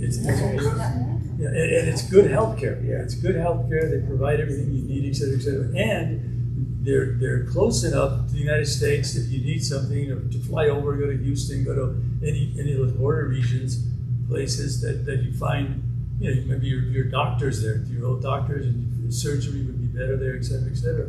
But that's one population that definitely, as we get older, is going south because they can't afford living here, right, and so forth. So, that's happening. The other thing that's happening, just a couple of examples, is look at Elon Musk. You probably heard that he's building a massive factory of cars, all electric cars that are a lot cheaper than they will sell for a much lower price than that a car what Tesla sell in the United States. And the target are those type of countries. Mexican population. Mexico has about 133 million people right now. Everybody wants a car. Young people want cars. Well, this Tesla is going to be sold for $20,000 to $25,000, which probably that economy can buy. Those people, that population can buy. So there's a lot. And one last thing is, China and Taiwan has us all hooked up on because of chips, computer chips. China produces them. Taiwan is probably the country that produces the most in the world, the tiny ones, right? And what's happening now is there are plans to build chip companies there in Mexico, right? And then they'll be sending them over here to the United States. We don't have to depend on those countries anymore for chips. We create our own chips. So, anyway. Well, I think we should probably maybe get some questions, but yes. Juan, do you want to say anything on this? Look, let's not forget what the 1960s, what these writers also created. The way to empower the community was saying, look, no, we're not coming to a strange land. This is our land. We're peregrinos de Aztlán, Miguel Méndez. We're coming back to our ancestry. This is our land. And so coming back, going away from Catholicism, this is the land of Aztlán. We're coming back to the land of our ancestors. That was another way that La Generación del Quinto Sol, these were writers, mentioned Anaya, Tomás Rivera, Alburista, I can go on. There's about, it depends who you ask, but there's about 10 to 15 names, Estela Portillo Tremblay, who I studied, these are writers that establish that mentality. No. We belong here. This is Aztlan, and we're coming back to the land of our ancestors. So it's another way of empowering the people that cross the border and say we're coming back to what used to be us, ours. Yeah. So just wanted to mention that real quick. And let me just add that also in Mexico, in Guadalajara, went to Chicano Fest. Huge. Because so many Chicanos have been deported over the last 20, 30 years that now it's part of the culture. And I went to 200 low-rent cars. But all the cultura we see in LA is now, but it's all over Mexico, but Guadalajara had a big, because we have a lot of people from Jalisco here. So I want to mention it's going back and forth. Even the deportees are claiming Mexico now. They grew up here, they didn't speak good Spanish, but now they're over there, and now the culture is being embraced somewhat, not totally, but it's starting to change. So some of these fronteras are starting to fall down in ways that we didn't always expect. Yep, it does. And that's what's called transnationalism, right? Transnationalism. A lot of people go have families in Central America and Mexico and so forth. They go back, and they keep sending money. They send money back there, and those communities are being developed and so forth. That's one way, by sending money. Another way is by sending culture. But culture is also another part of transnationalism, right? People go send money to Haiti to build, and Haiti's in terrible shape right now, to build hospitals, to build, because of what's going on. Same thing is happening. So transnationalism has become more and more and more important. But at the same time, transnationalism is opening the border, expanding the borders, and creating good things on both sides of the border. I want to take this opportunity to mention Alejandro's next book, The Place of the White Heron, because of Aztlan you mentioned, and that, without saying a lot, that has, at least from my introduction, the vision of Aztlan not as a foreign place, but as a home in which, or to and from which, Mexicanos, Chicanos just go back and forth. And the place is there. And there's actually, of course, now there's a border, but there's that ideology of it being an open place. And the border, of course, is modern, but not in the ideology of Aztlan. I just want to say something about I want to recognize Margarita for being one of the best editors that I've worked with. Thank you. Really, yeah. She is wonderful. I've worked with other editors, and another woman editor, right? Her name is Penn, and Carol Penn, and she edited also two of my books that I read, that I wrote, and these got readings, but both those books got published. And then now Margarita is working with me, and hopefully she'll be, working. She worked on this book, and then I have another one that's come that is almost done. I think by the end of this summer, I hopefully have a first draft of it. But yet, I want to thank you so much, to helping me. And I want to mention that these books, including these books that are here, are available to Tia Chucha's /bookstore. Anybody can order it. We have a great virtual bookstore. Plus, you can always come here and visit our great bookstore. So any of these authors can be obtained there. So I think we should open it up. Yes, and I think we have a few people here. If anybody has any questions or comments they want to make, say it as loud as you can, so hopefully everybody can hear. Yeah. We have a mic. We can just share. Okay. Yeah. Oh, yeah. I can give you the mic. Okay. And then we can. You can. Okay, hello. I just want to say thank you. I really did appreciate hearing all the conversations y'all were having, and I really wanted to butt in so many times. But it was really nice hearing all of y'all talk to each other and discuss your perspectives, even if they differed. I also agree, I do not like borders. I think that there shouldn't be borders, especially because you mentioned Aztlan and everything, and this is native land and it was stolen, and it's important to like have that reclamation back. But other than that, away from those conversations and back to the books, Alejandro, your poem made me cry. Your poem made me cry. It touched me a lot. I adore my mom. Mi mamá es de Michoacán. You know, she's very comforting and nurturing, but also very stern and firm. So in the beginning of your poem, when you're saying how you wanted to cuddle her and everything, pero te dijo como ponte quieto, algo así, you know. It reminded me of my mom because I would want to cuddle her too, and she'd be like, "Ay, me estoy sofocando, like I can't breathe," like, you know. But then she'd be like, still cuddling me, putting me to sleep, and it's just that beautiful like experience that we have with our Latina moms, you know. I also appreciate that you mentioned Toni Morrison and that, you know, you were talking about La Virgen, you know, like just women, like female figures, and I appreciate that so much. And how the story of the painter, how he like reclaimed his autonomy too, through, you know, like saying, like through his flawed body, like he was just like, I don't care what you think about me because I reclaimed that, you know. So reclamation there too. I also related to the mother lost her green card part because my mom, I grew up with seeing her go to Bell High, learn more English. She would go to her immigration classes también and at Bell Gardens Ford Park, and it was just really nice. So I resonated a lot with your poems, and I want to learn more about your book, so I'm gonna buy that. I have a question for you. Go ahead. Did you grow up in Bell Gardens?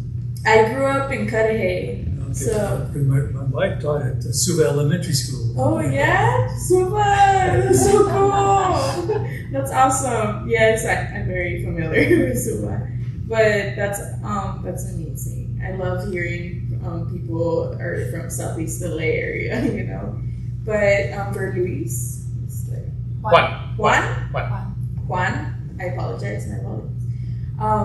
You also made me cry. I don't know if I'm just a big crybaby, but Y eso que no leí de mi mamá, There's one that no le hice tu mamá, pero de todos modos, like la parte donde the dreamer, you said que a veces nos tragamos las palabras porque reconocemos los esfuerzos de nuestros padres, you know, like we know that we have so much to say, but I resonate with that too because I eat my words all the time because I recognize all the esfuerzos of my dad, my mom, and sometimes I just look at it from a different perspective. Instead of just like I challenge them in the parts that I know need to be challenged. And then there's the parts where I'm like, you know what, Lisa, just stop. Just be the kid right now. Just be the child that you are, you know, and listen to your parents. And I don't know, I also love the like spiritual aspect that you included. I think that although we hold Catholicism accountable, some of us, it's still very important in my life and in many Latinos' lives, especially los Mexicanos, you know. I love like Catholicism and all that, so like in a way I feel like this book, because I have not read it, but I will read it because you had me over here all emotional. I thought it was beautiful cuando dijiste que I am a poem of God. Yeah. And that was beautiful, and like it is a poema de reflexión, and I feel like, again, although you didn't speak about your mother, this reminded me so much of my mom, and my mom means a lot to me. My mom is everything, like, you know, yeah, but thank you for... Now I have a question for you. Okay. When is your book coming out? When is it? Yeah. When is my mom's book coming out? Oh, yeah, or your book. Mi mamá es poeta también. Well, you see?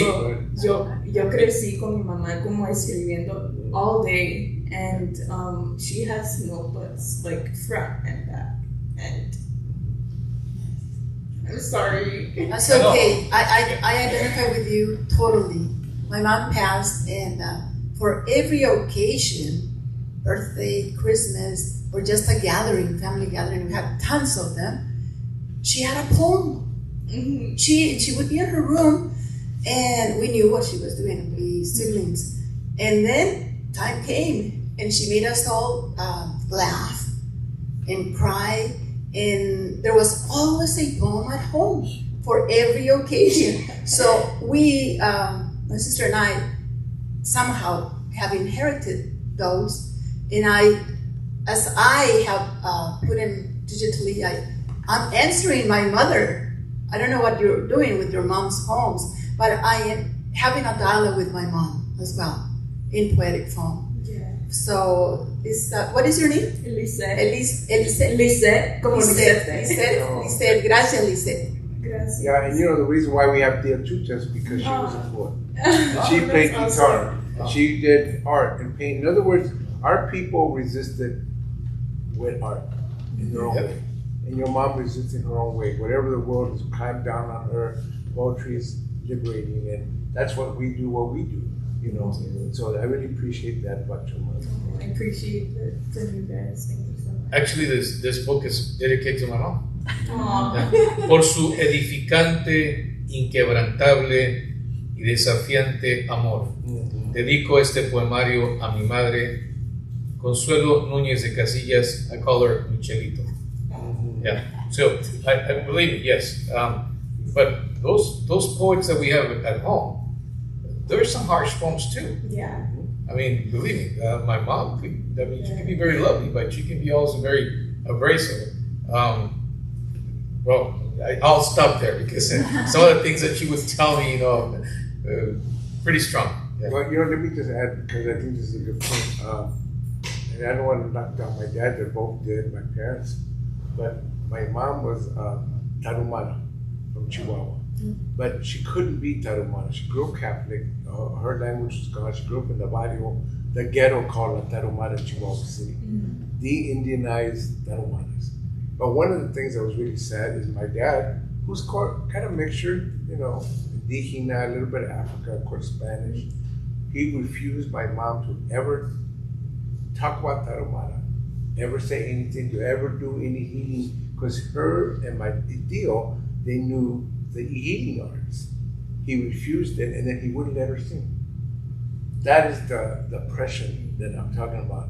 And so my mom, I think, just kind of had to hide everything, but she would always tell us, and especially me, because I'm the only one that paid attention.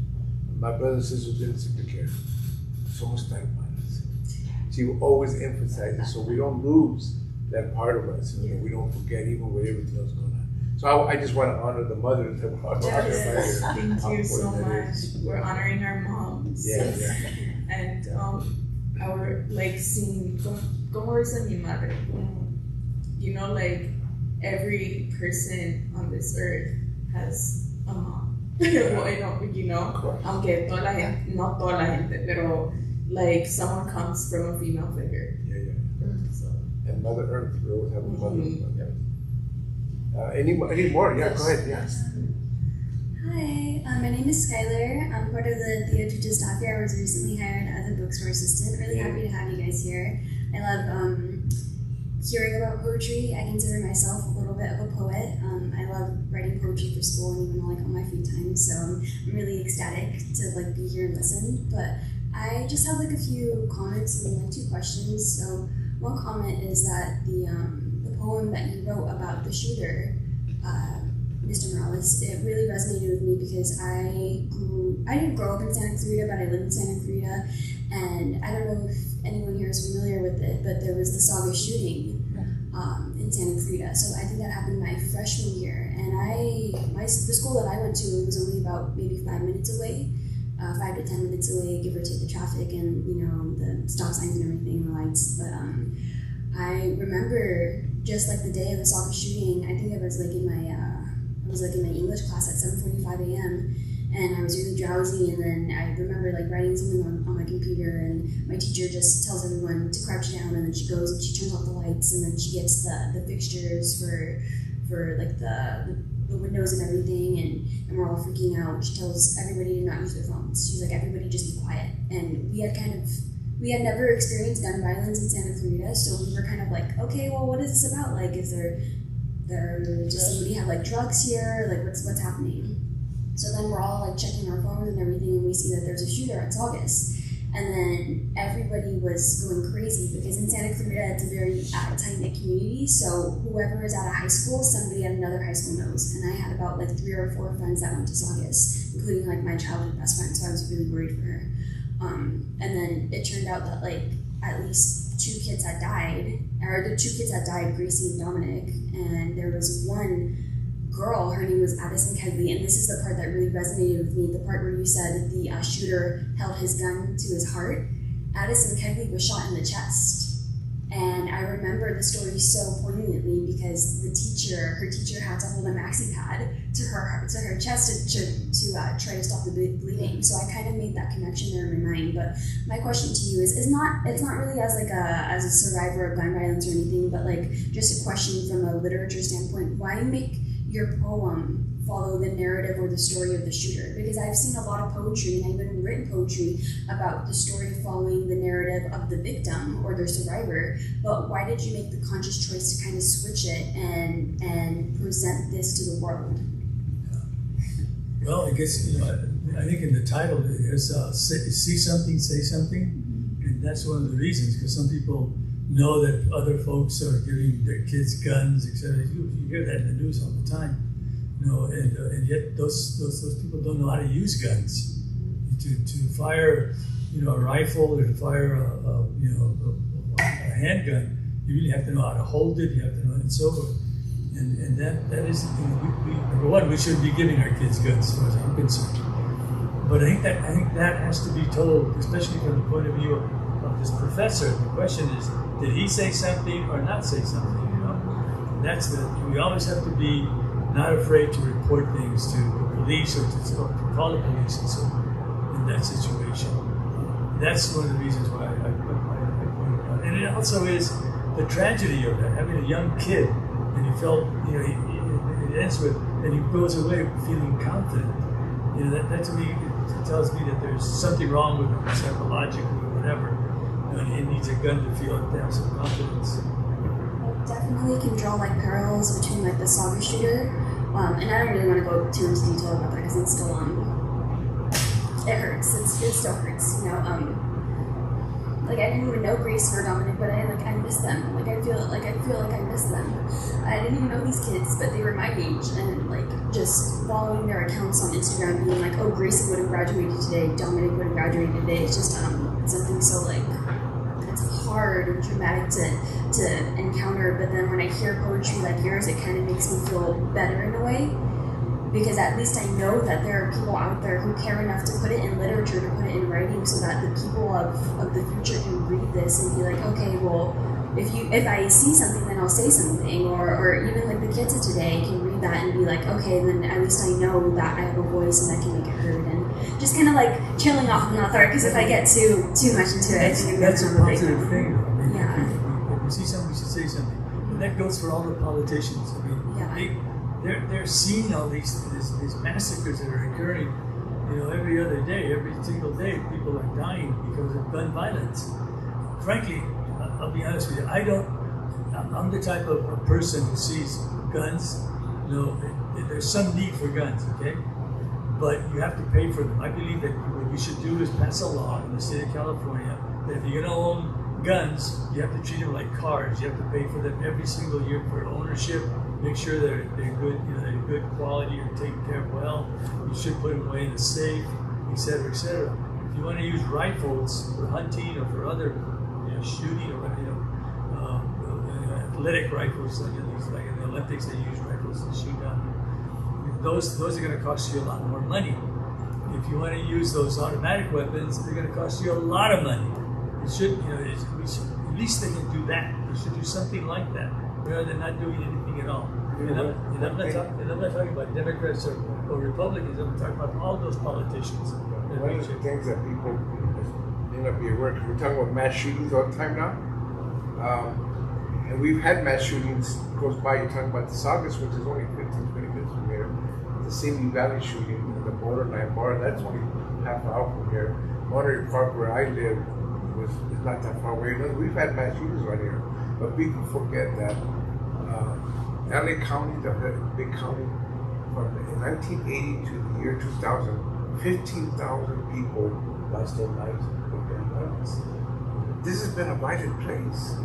It was violent when I was growing up. And the sad thing about it is, I get what you're saying when you say you don't even know them, but you still care for them. But even me in the late 60s, I lost 25 friends. People, it wasn't a mass shooting. It was little dying by, we were in gang warfare. Gang warfare was popping up. In other words, we don't realize, right now it's all the mass shootings, I get it. But this has been very a problem in our communities for a long time. And when it was our communities, nobody gave a hoot, except more prisons and put everybody away. Nobody was talking about it. Now it's being talked about because it's not just our communities anymore. Everybody's become gangster, and everybody's got access to guns. And I agree with Alejandro.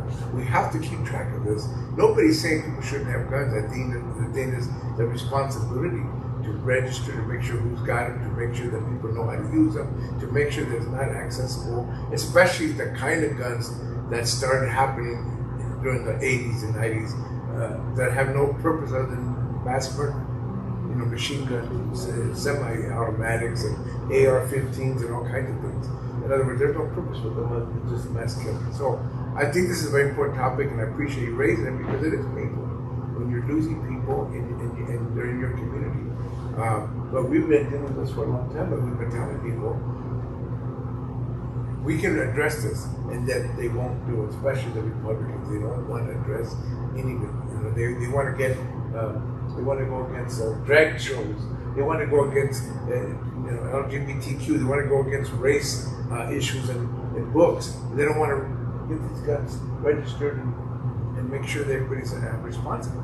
It's just a great issue we're facing. Yeah, another point, I just have this point and then an additional point, but another point I have is the poem that you wrote about like Frida Kahlo and like the woman, like the Latin woman in the world and how they contribute to society.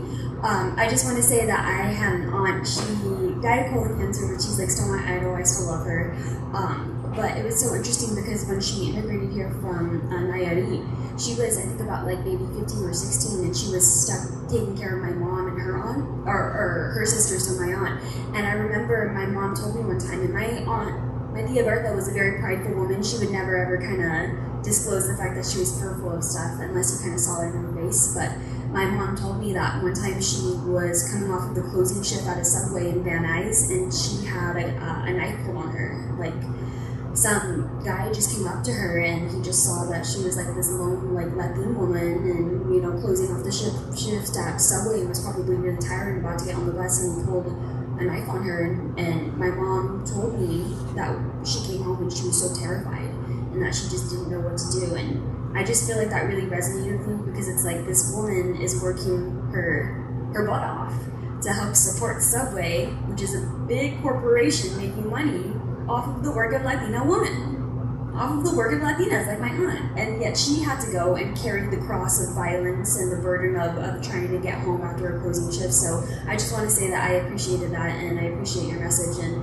one day when I go to Mexico, I think I'm going to put that message out and maybe put it on her grave just to make sure that she's appreciated in the afterlife. But yeah, that's kind of what I wanted to say. And then for you, Mr. Ron, I have another question, because I myself was a community college student. I went to community college out at College of the Canyon, so I myself love community colleges. I think that everybody should have access to them, or at least should go tour them or whatever. But my question to you is, why poetry? When did you get into poetry, and how did that kind of serve you as a person, as a human being, as a literature fanatic?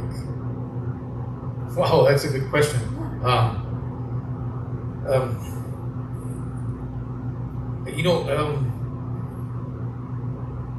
I was a pre-med student, and I took one course in college, Introduction to Literary Criticism, and I got to read some of the poetry there, and I got hooked. Honestly, it was that. And after that class, I knew I had to. But again, I was a migrant kid.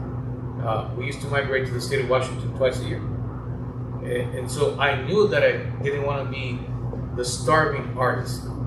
I knew I needed education. So I went the long route. I went to community colleges, College of the Sequoias, COS, by LA, California. And the reason I went was because AB 2050 that would allow undocumented students to get financial aid.